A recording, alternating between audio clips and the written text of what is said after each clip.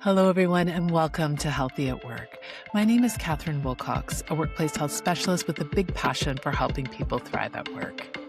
From the home office to the corporate office, from the assembly line to the front line, I've got you covered here for your healthiest life at work. Now, let's dive into today's show. Hello, everyone, and welcome to another episode of Healthy at Work. I'm Catherine, and today we're diving into a very important topic in the field of workplace mental health. We're talking about our bosses, our leaders. How do they impact our mental health at work? We know that there is a significant connection there. In fact, the Workforce Institute at UKG did a study that discovered that 69% of employees would say that their boss has a greater impact on their mental health than their spouse or their partner. So we know this is a really important relationship in the workplace. And when it's not going well, when there's a lack of respect, a lack of trust, when you fear your boss, when you're experiencing micromanagement, or even worse, when you're experiencing bullying and harassment at the hands of your leader, this can have a huge impact, of course, on your mental well-being, which can trickle back into your home life and into the community as well. So pretty important topic. And I wanted to offer some thoughts around this today because it is one of the top reasons why people seek support for their workplace mental health is because something isn't going well in their relationships at work. And so we are going to focus on leaders today and what you can do because, your relationship with your leader is embedded with systemic power, right? Your leader has the ability to direct your work, to evaluate your performance, and in some cases, a leader can have an impact over your financial security, even. Some people really fear if they speak up about problems in this relationship, they may be fired or lose their job completely. So, it's important that we name that this is a relationship that is embedded in power dynamics. And so, how do we navigate these? What are some ideas to try? And, I do just want to start by acknowledging there is a spectrum of treatment, and behavior that we might be experiencing in this relationship. So, if you are experiencing, bullying, harassment, abuse, I would really encourage you to reach out and seek mental health support, seek support wherever you feel safe to do so. For some of us, what we're noticing is that we have a really different communication style, work style than our boss. We might be noticing that, we work in different ways. We may come from very different lived experiences, so we might feel quite misunderstood. There's a range of different types of dynamics that can be taking place here. Most commonly, people share, with me that they're experiencing a lot of stress around this relationship. And so what can they do? Often there's a fear of speaking up, again, for fear of reprisal or changing the dynamic, somehow making things awkward. And so today I'm going to share some ideas of things to try if this is a relationship that's not going very well for you at this moment in time. And so the first thing I would always encourage folks to think about is tuning in, to your body and the intelligence of the feelings you're having around the situation. It's very easy to explain away things that are happening in our body or things that are happening for us emotionally. If, for example, we don't want to rock the boat or we are really nervous about potential retaliation for bringing up concerns and issues. So the first thing is to just really notice what it is that is going on for you and to take it seriously and to take yourself into consideration. There is a wealth of intelligence in our bodies and in our feelings that will tell us something, that will give us information, important information about something that we need, about a boundary that we need to set, for example. So it's really important to pay attention. So, notice what the body is telling you, notice what you're feeling. Maybe you are feeling uneasy or anxious. So give language to that and do take it seriously. Also, it can be really helpful to notice any nervous system activation that you're experiencing in this relationship. So, our nervous systems are incredibly intelligent. They're very important. They give us information that helps us, survive all kinds of dangerous situations.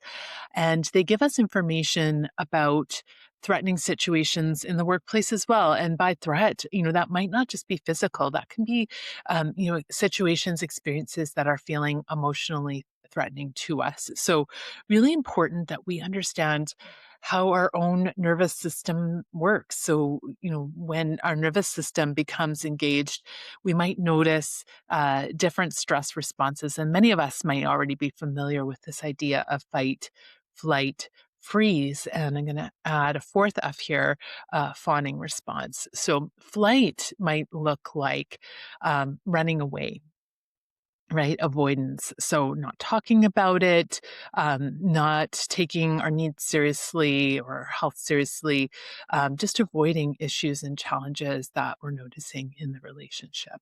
That's one option of our nervous system when something, isn't working for us or is becoming threatening. The other option is to fight. And we see this sometimes, right? In relationships with our leaders or with others in the workplace too. We become defensive, we may engage in conflict behaviors. We may again feel very threatened, and this can look like being very sensitive to criticism. Really quick to rush to reactivity in our own selves, and that again is a survival response. So it's not about shaming ourselves if we're noticing any of these responses. This is really what nervous systems do when they feel threatened. Freeze. Has that ever happened to you when you were overwhelmed by maybe a behavior or a comment or criticism and you just shut down? You didn't know what to do, what to say, how to react or respond to the situation. So perhaps you didn't do anything at all. It's like feeling like you're frozen and stuck, and this can look like silence. This can look like beginning to disconnect from ourselves, our bodies and the environment even. So freeze response, again, a survival response. The other response is fawning, and this you can see in the workplace as well when things aren't going well in our leadership relationship.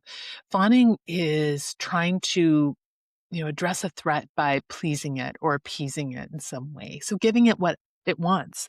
And when you lack power in a system, not uncommon, right, for people to try to appease, those with more systemic power over them as a way of surviving the system. So this can look like not speaking up, giving people what they want, maybe saying yes when we really mean no. But again, this isn't about shaming, blaming ourselves. It's really about noticing these behaviors and understanding that they're often rooted in survival. So notice what you're doing in this relationship. Are you avoiding certain conversations? Are you, engaging in conflict? Are things escalating between the two of you? Do you shut down easily in conversations about work and performance? Or do you notice some fawning? Again, the desire to kind of go along with as a way of surviving this relationship. And if you do, again, these are all behaviors that we typically engage in when we're feeling overwhelmed or threatened. So we want to understand what's going on, for us, and we also want to understand which behaviors are presenting a lack of safety for us, right? Because in order to experience this type of nervous system activation, there needs to be the perception that something threatening is happening for us. So what is that? What is it that on a deeper level we are nervous about, we are fearing will happen? Tuning into that is really important. And then the next thing we might want to consider is this idea of taking some of our power back. So I really want to acknowledge, when you work in a hierarchy, which many of us do, right? There's somebody in charge, they have more power in the system than we do. I understand, how unsettling it can be, and how powerless we can actually feel when we work in systems like this. So when we are, feeling helpless and powerless and overwhelmed, and when we lack, systemic power in the system that we're working in, I believe, and I know this from my own lived experience too, that a really important area of focus is on our personal power, on our agency, on reclaiming that wherever we can find it in the system that we're working in. So this is where we remind ourselves that we do have options, that we can control certain things. We can't control others. But it's really recentering on that idea of what I can control in a situation. And sometimes the only thing that we can control in our environment is the way we're going to perceive the conditions we find ourselves in, or the meaning we are going to make, the learning that we are going to glean from whatever circumstance we find ourselves in. So the more we focus on, the choices that we have, what options are available to us, the more empowered we will feel in this situation, right?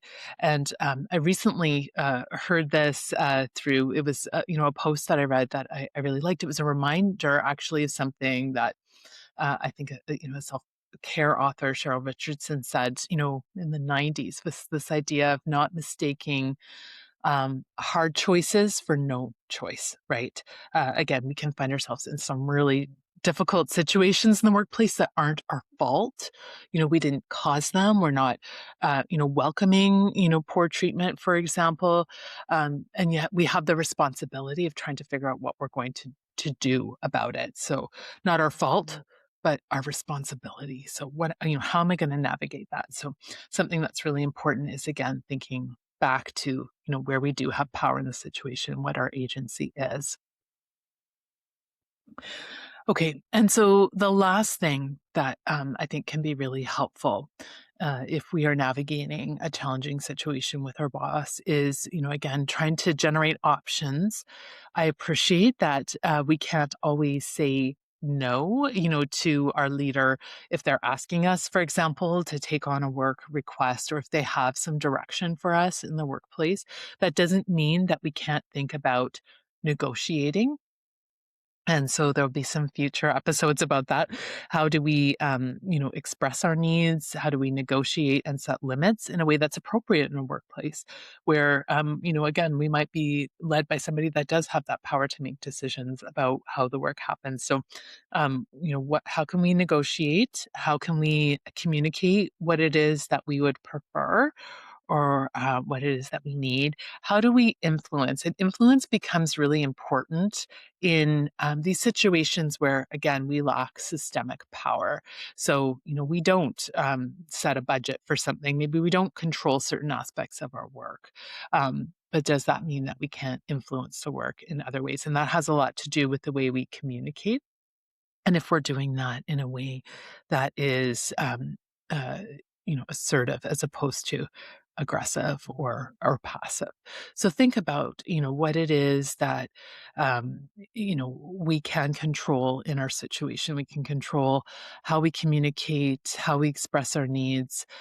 We can, think about how we communicate what it is that we would prefer. If there's a specific behavior, for example, that's impacting us, we might want to think about being able to share what would be better instead. So maybe you're in a situation where you have a leader that um, likes to give you a lot of last minute requests, or is calling you into work, or works in a style, in a way that's very much in the moment, and perhaps like to work more methodically. You like to have more notice. Maybe you have a lot of demands on your plate. And so, what are some ways that, for example, you can communicate, thanks for, giving this to me. I can get this to you on Thursday, instead of Monday morning. How is it that we can share what it is that we need? So, other examples of how we might, tune in again to what it is that we need in the workplace and how we might express those needs. Um, could be, for example, around how we receive feedback. Perhaps it works much better for you not to receive feedback, in a spontaneous way, maybe you need to ask to have it in writing, so that you can digest it first, before, going back to your leader and having a conversation about it. There's many different examples of, certain dynamics that, we can think about in ways that we can ask for what we need. So because especially if we're noticing a lot of nervous system activation, there may be a lot of unmet needs underneath that we need to explore and surface and think about how to communicate a little bit differently. So those are some things, just to begin to think about. If this interested you, we're definitely going to be having more conversations about expressing needs at work and how to do that in appropriate ways. But that is often at the heart of, a lot of those challenges that we might begin to face in the workplace around our bosses.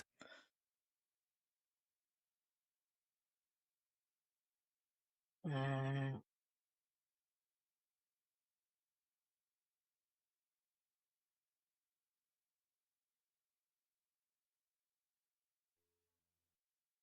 The other thing I think can be really helpful to remember is, putting aside, the more severe side of the spectrum where, our boss is, bullying, harassing us, intimidating us, where there's abusive behavior occurring.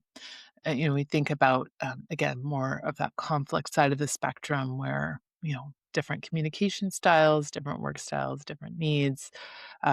One of the things that I think can be really helpful to remember is that our leaders are also humans. They make mistakes. They get it wrong. I think the best leaders in the workplace are able to say things like, I'm sorry, I messed this up. I don't know. I'm going to find out the answer for you. I hope that everyone listening or watching out there has a leader that is able to say those things to them. If you don't, you're probably more so in the majority of people. Um, I think it can be helpful for us to remember that it may be that this is a person that has their own challenges, is doing the best that they can in some circumstances, right? And other circumstances, we know people reasonably should be doing better than they are. But I think reminding ourselves of that humanity, that it really is a person. It's a person with a role, but sometimes there can be a softening that happens when we begin to, seek the person behind the behavior, right? Being curious about how perhaps their needs are also going unmet in the workplace. There are a lot of demands as well on, on leaders in the modern workplace. So sometimes that just allows for a bit of softening, which can be the opening, again, in some cases, to having conversations about, problem solving conversations really about what our needs are and how our leaders can better meet them in the workplace. So I hope this was a helpful conversation for you today. Something that I'll leave you with is just remembering, like you may have a boss at work, but you are the boss of you. So just as a takeaway, thinking, what is it that I need to do for myself? Do I need to pay better attention to what my nervous system, what my body, and what my emotions are telling me about this relationship? What are the choices that are available to me? Is there something I need to ask for? Is there something I need to communicate? Is there a limit that I need to set? How can I, begin to do that? And, where is my agency in the situation? Even if I'm in a relationship where someone has power, can I see the human behind the role and the title? And can that allow an opening for me, into a conversation about how my needs could be better met in the workplace? So, hope this was helpful today. Look forward to seeing you next time. Thanks for listening today.